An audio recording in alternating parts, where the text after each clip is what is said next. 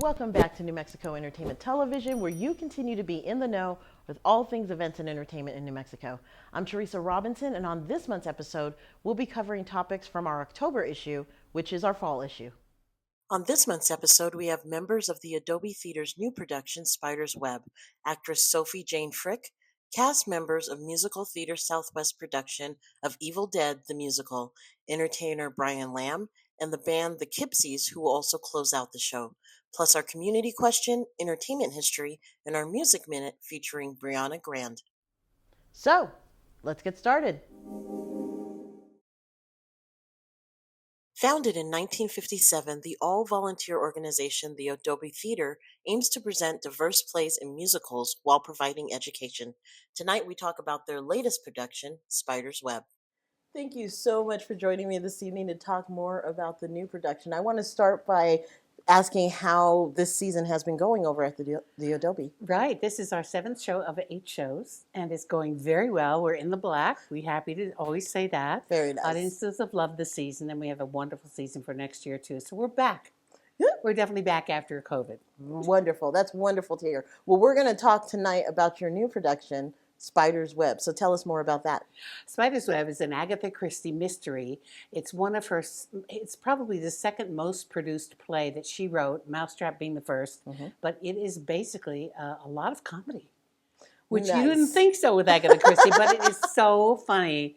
And of course, it has twists and turns. I'll let you tell about your character. Yes, let's hear about your character. Tell us more, Tim. I'm the husband of one of the principal characters in the play, and I run off to a political diplomatic meeting that I'm scheduled to attend, and all the mayhem and everything else takes place, and completely unbeknownst to me, or does it? That's the Agatha part. Yeah. So it's an interesting show, an interesting Agatha Christie. So much humor in it too. There's the mayhem and murder and greed and twists and plot twists and everything, but there's a lot of humor in it too, which is unusual for an Agatha Christie murder mystery. So tell us about your character.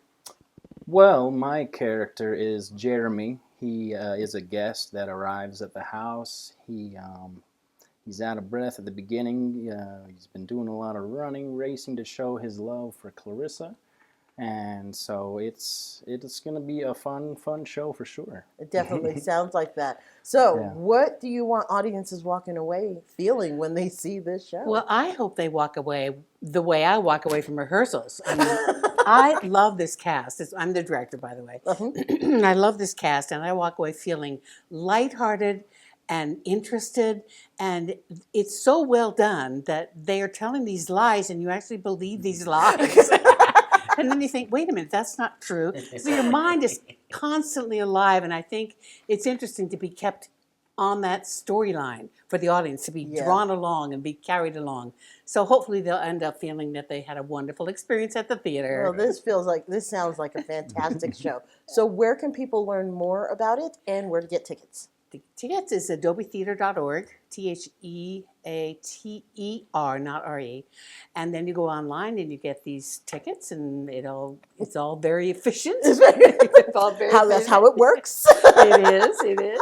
Well, thank you so much for coming out tonight and telling us more about the show. We are excited to see it. Thank you. Please come back. Absolutely. We'll be back.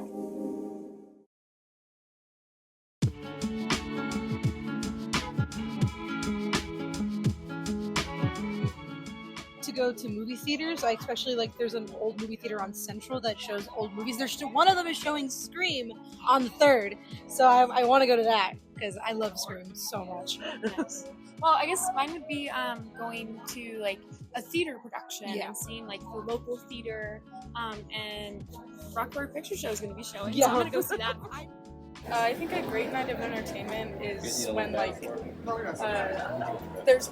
nights at Rent's Dens where they have music, and then they also have drag queens, and then they have movies, or just Blackwell Art Gallery also does stuff like that too. So I really like doing stuff like that. Great night of entertainment would be dinner at an awesome restaurant that's a local business. There's so much good food here, and then a great art show, because there's lots of great artists and art in this city. Lots to see.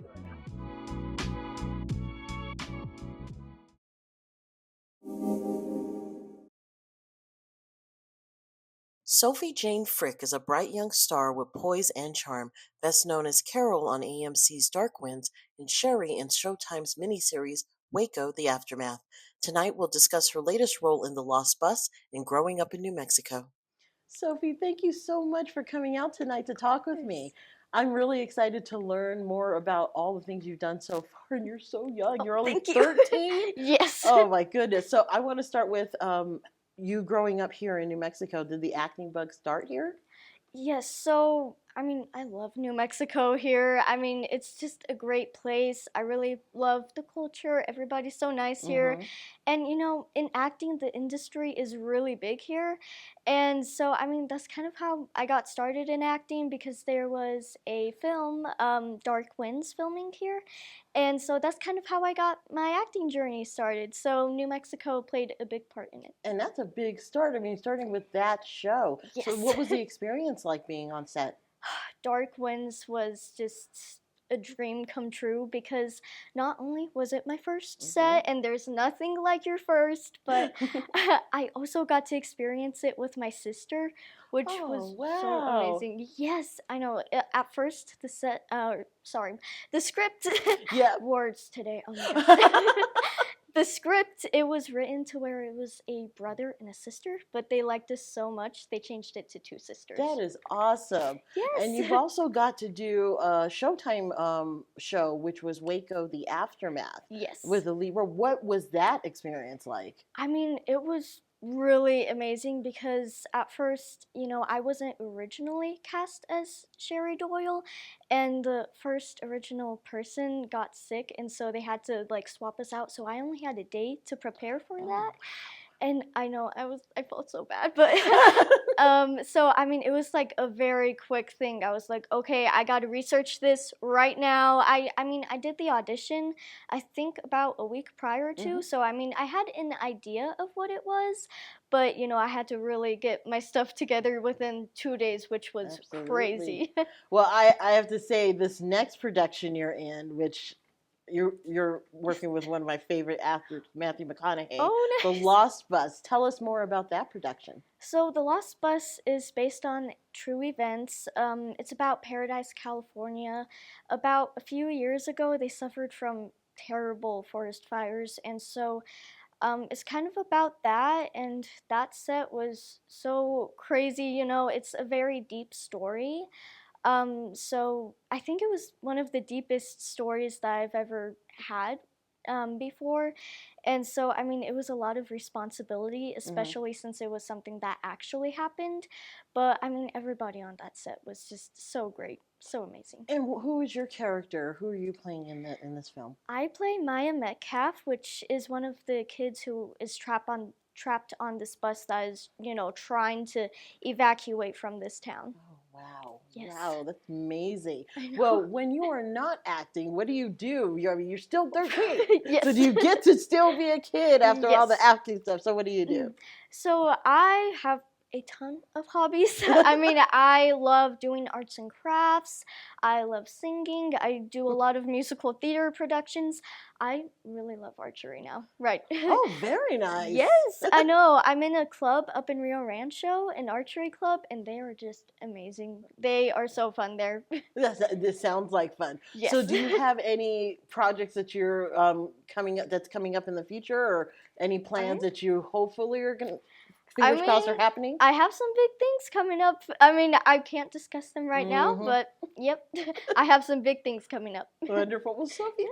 thank you for coming out tonight and thank talking with me. I you. appreciate it, and I'm course. looking forward to all that you're going to do. Yes, thank you. We'll be back.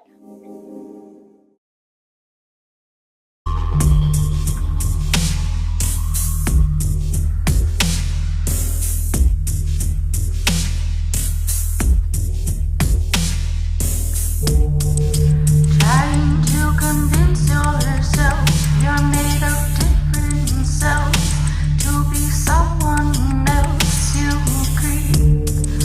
Drying up in desert shells, now cursed to dwell in the blistering heat.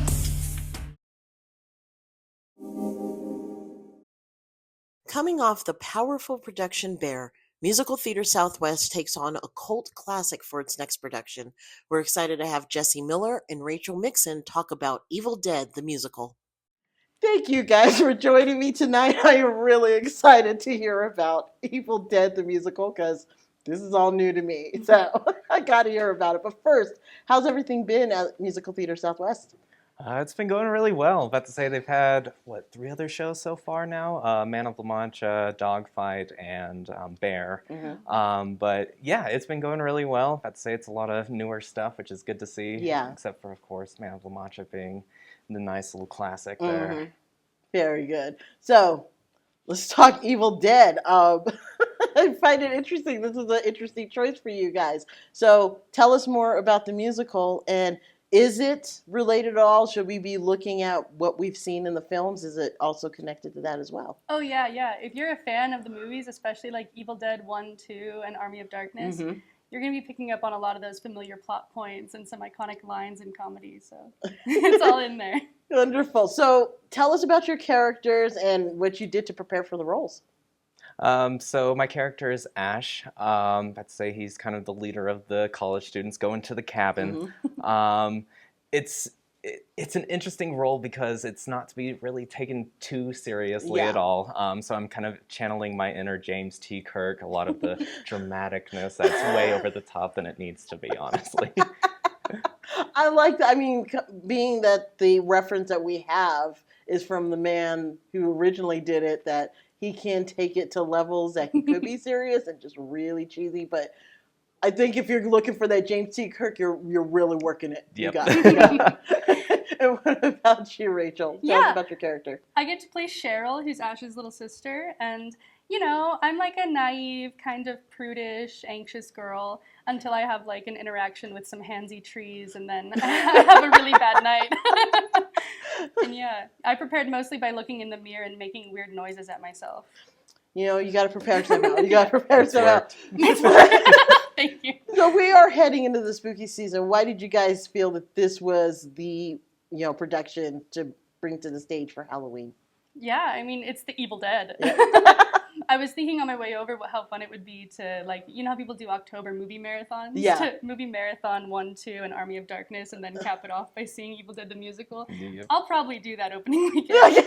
That is a perfect plan. I think that's great. So where can people learn more about the production and how to purchase tickets? So you can go to mtsabq.org.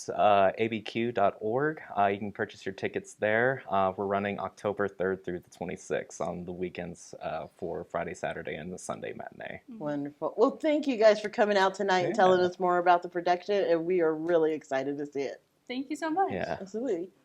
We'll be back.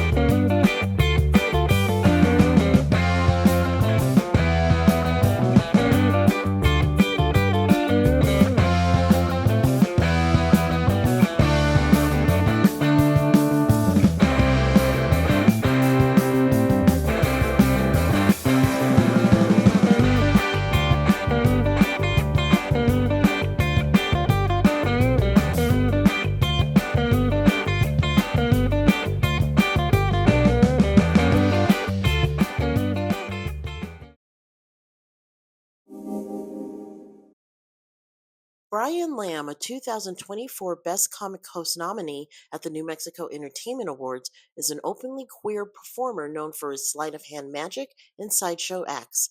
We're excited to have him on the show to discuss his talents and upcoming performances.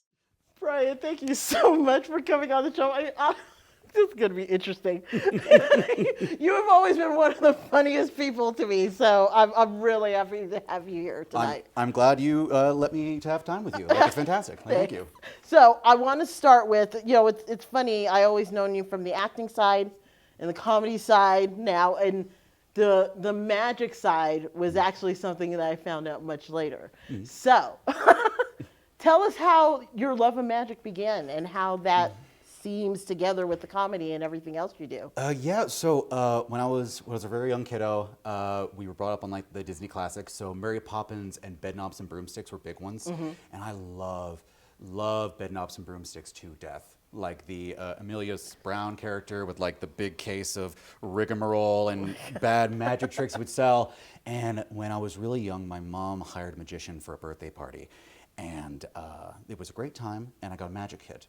And it was a little trick inside of it with a cup and a ball. And basically you put a ball on top of a cup and put a cup on top of that, snap your fingers, magically disappears. I have this whole prop and I'm like, okay, gotta put it on top, put it here, snap my fingers, lift it up, the ball was gone. And I ran down to my parents, tried to get their attention, and couldn't get their attention because they're people. Yep.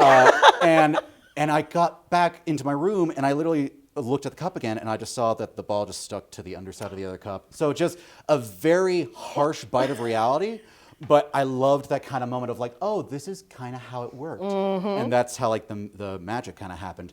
The comedy, my family is very good about like talking smack with each other and like being very goofy and like very like off the cuff. And so anytime I was doing a magic trick when I first started out, the things that were funny were like the off-the-cuff stuff, like I got from my dad and my mom and my brother, and so it just became a part of like my friends in the comedy scene allowed me to figure out where I could write things so the magic would happen during the trick instead of like a spot after the trick.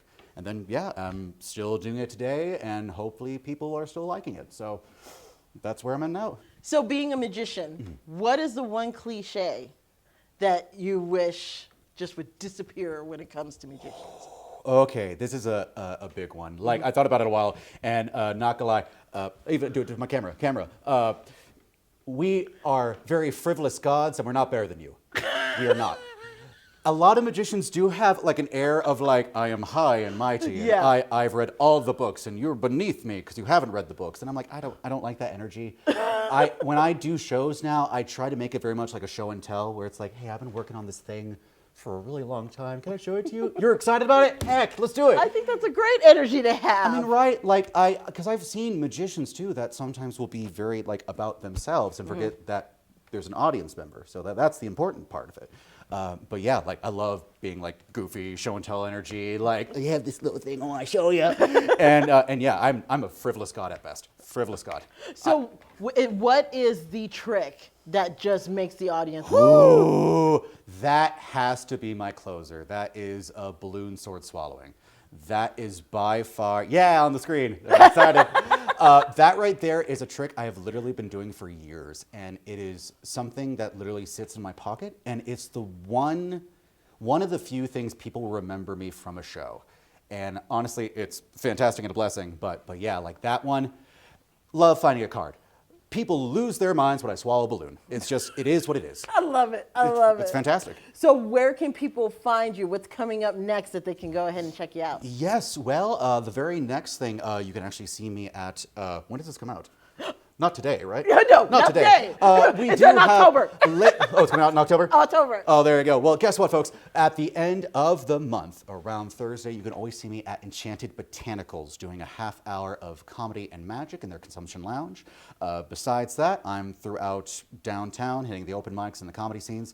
And hopefully Tractor Brewing will try to get me working with them again sometime soon. So fingers crossed for that. But yeah, sometimes throughout the months, you'll be able to see me. Wonderful. Well, where can people learn more about you and your work? Yes, Instagram, YouTube, Threads, all at Magic of Bryan Lambe. And that's where they can find me. Brian, thank you for coming on. I'm glad you're here. Oh, it's a pleasure. Let me know when you ever want to come on again, because I need a laugh. Oh, I will gladly supply them. Thank you. Thank you. We'll be back. This is your New Mexico Entertainment in 60. Celebrate autumn in the mountains with Rio Doso's Aspen Fest, including a parade and festival featuring food, drinks, live music, and vendors. Aspen Fest takes place on October 4th at Wingfield Park in Rio Doso. Honoring Native Nation Powwow is where all Native nations come together for a day of celebrating their rich and diverse cultures. The event takes place on October 13th at the Santa Fe Plaza in Santa Fe. Dracula, a feminist revenge fantasy, boldly reimagines the classic vampire story as a darkly comic exploration of power, gender, and survival. The production runs from October 16th to November 9th at Santa Fe Playhouse in Santa Fe. This has been your New Mexico Entertainment in 60. For more events and entertainment, visit nmentertains.com. The Kipsies are not your average folk band. The Albuquerque-based quintet, formed by longtime friends, is making modern music on traditional instruments. Tonight, we discuss their sound and upcoming projects. Thank you for joining me tonight. I am so glad to have you here. So I want to start with how you guys got together as a band. Yeah, I guess I'll go. Okay, you're sitting right there in the chair. So we all met each other through various musical groups that we were in before, and we were in a different band, a few of us before this, and then out of that band formed the Kipsies, and we've been making music together a really long time. And even before that first band, a lot of us were playing in different rock bands. Mhm. And like my rock band, we'd be playing with her rock band, and they'd be playing with his rock band. Oh, wow. And then we opened up for their rock band, or they Oh, opened up for yeah. us, like way back in the day. So we all kind of knew each other through different rock projects, and then kind of just started to go towards the folky side of things. And that was a little better. That was like 10 years ago. Yeah, at least. And what would you say it is about this band that is different from other New Mexico bands? Well, we're a folk band. You know, we've got banjo and acoustic guitar and upright bass, fiddle, and drum kit, which, you know, arguably is folk if you want it to be. Sure. But It's because, a little edgy. Yeah, it's edgy folk. Yeah. But because we all kind of have this rock and roll background, we kind of bring a lot of the rock and metal kind of a feel and sound into the songwriting. So that kind of comes out in a lot of the music that we use as well. And those are some unique instruments that you guys are playing. I mean, when you were deciding on what this sound was going to be like, because folk can sometimes not always be the same folk. It's not, you know. So what were you thinking when it came to picking those instruments to create your sound? Well, I'm a history teacher by day. And as a U.S. history teacher specifically, I studied a lot of, you know, music history, musicology, and came to love the clawhammer style banjo as a historical instrument, coming over originally from West Africa and then kind of being remade a bit in the Carolinas and Virginia, back where my family's from. So bringing in the clawhammer style banjo into my musical life was an important thing for me, and then it just kind of took over. So the guitar got put down, the banjo got picked up, and we have some other instrumentation in there like the harmonium. Yeah. That one comes from India. I think the Beatles actually played harmonium, and I don't know. I started out on piano when I was 7, and so anything with a keyboard I'm interested in. So the other thing, I listening to the lyrics of your music, it's almost haunting with some of the lyrics that you create. What is your process when it comes to the songwriting?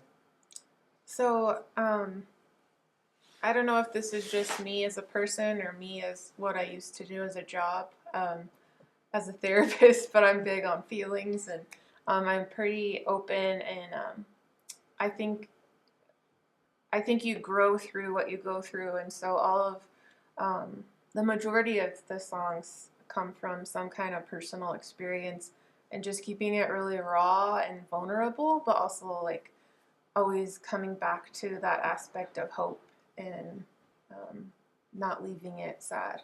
And you also have some new music coming out. Could you tell us more about that?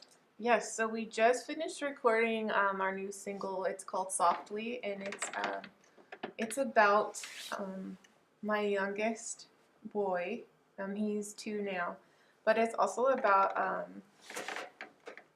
just kind of the story of how we got to him.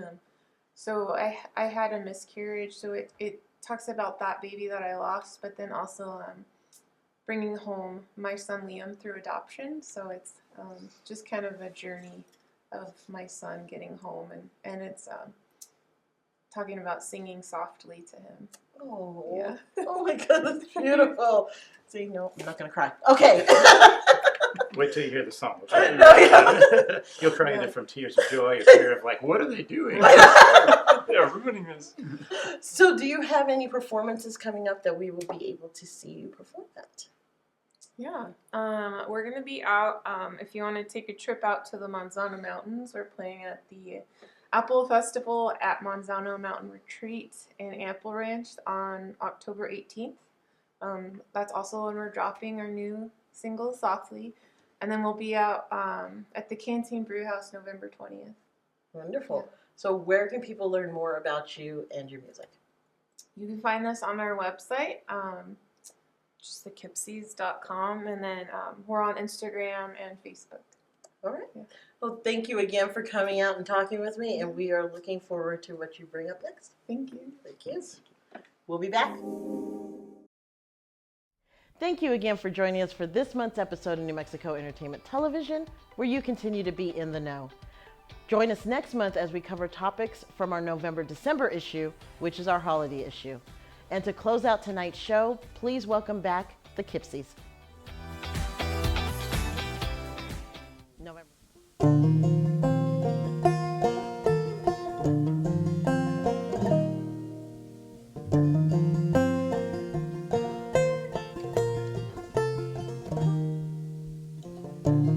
Empty arms, broken heart, losing you tears me apart. Holding on to a prayer and a promise someday near. How could it be?